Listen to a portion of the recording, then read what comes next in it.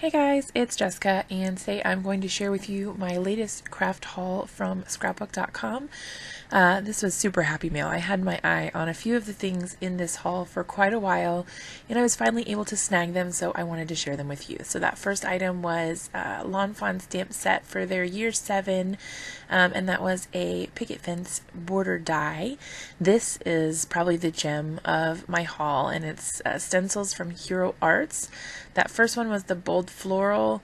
That second one was the glorious petal stencil, and then the third one was large flower stencil, all from Hero Arts.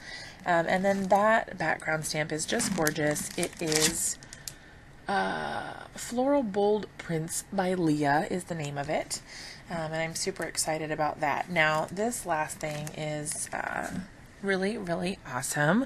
Stamp chamois from Lawn Fawn, and I've wanted one forever. I showed you there that what I was using up until now is baby wipes, and they get the job done, but I was having a lot of problems with residue left behind. So the little fuzzy bits that you get on your stamps when you clean them with a baby wipe, and that really irritated me. So this is what I wanted to do to try and see if this would be a better option for me. So I gotta tell you, I was not disappointed. So what you do here is this stamp chamois comes out of the packaging, and it's a little bendy and flexible. You get it wet, and you just use water, no stamp cleaner or anything like that. You just use water to get it wet. I just sprayed it with a mister, but I think that you can actually just like dunk it in some clean water and that would be fine. I just didn't have any with me here at my craft table, so I went with the mister just to see, if that would work. And then I wiped it right off, and look at that. So it comes right off on the chamois. It stains the chamois, but it doesn't transfer the ink back to your stamp. And that is probably the cleanest stamp I have that I've used. It doesn't, the baby wipes just don't even hold a candle to it. So there you can see the little piñata die cuts that I used from the Lawn Fawn stamp set. And here I've got my background stamp. I'm using a Hero Arts Shadow Die ink. And that is a lighter purple color. It's one of my favorite light colors. It's really pretty and pastel sort of feeling. And I think this would be really great for an Easter card. So there I've just got some scrap paper that I had been doodling on. I was considering making my own stamps, and this little avocado was one of my first attempts at doing that. So there he says, let's avocado, and I love you for Avo. I just thought that was super cute. So anyway, so there you can see how pretty that is with the purple ink. And then I use my stamp chamois again to wipe it clean. Like I said, you can see that it stains the chamois, but that's okay. I watched some videos from Lawn Fawn, and they said that that is absolutely fine. It won't transfer to your stamps going forward. It kind of like absorbs it into some weird, awesome black hole that I won't pretend to understand, but I will enjoy its benefits. So here I'm trying out my first stencil, and up above there I have both a Distress ink and a Distress oxide in the Worn lipstick color. So the first one that I use is my Distress ink, and I am just ink blending that on. I was testing out to see if it was strong enough to withhold this like kind of circular motion that I do with the ink blending, or if I needed to do more of a pouncing motion for all of it. And it seemed like for the most part it was okay. As long as you weren't like super heavy handed, you should be able to do the circular motion without hurting the stencil at all. And for anyone who is wondering, why I'm using a Distress ink and a Distress oxide, I was just curious how they would work differently with the stencil. There's no real reason for me to be doing that, and for a background, you don't need to do that.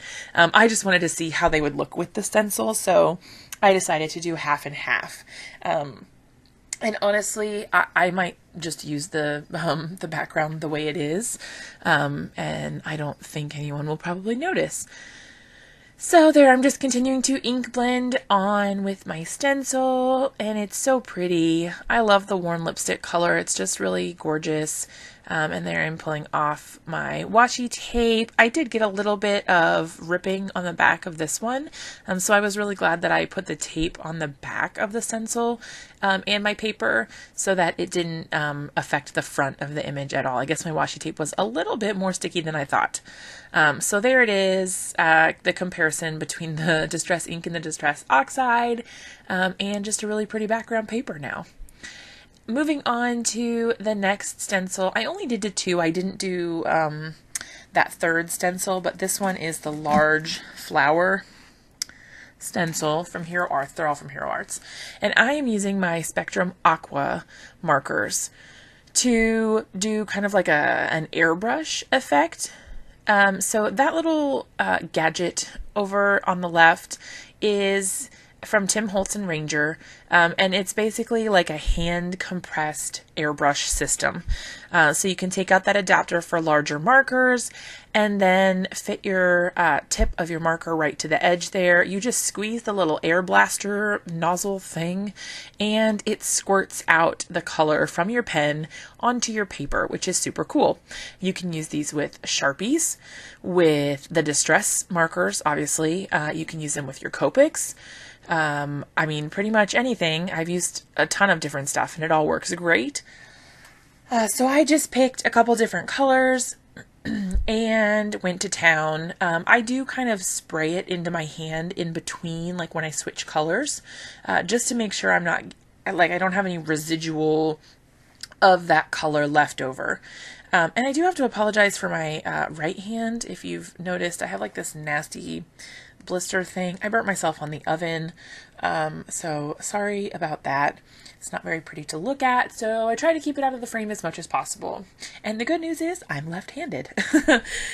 So anyway, I've got my lighter pink color, I think it's called Peach, and then a lime color, and then I came back in with a brighter pink coral sort of color at the end, and I really liked the way that the colors worked together. They formed kind of a unique color scheme. It was like kind of fresh and vibrant, but still, you know, muted enough that you could use it for anything like a sympathy card or a wedding card even. There's just a ton of possibilities there. So now I am removing my stencil and look at that pretty white. I just love that reveal when you first take the stencil off. It makes my heart so happy. And finally, here's the die cut from Lawn Fawn. I just cut it out myself on the bottom, but you can pair it up with any of their dies that have that wave. And there I am just comparing it to a card I made previously, so you can see that it does go along that same wavy outline. Thank you so much for watching this video. I hope you enjoyed it. If you did, be sure to give it a big thumbs up and subscribe to my channel for more videos like this.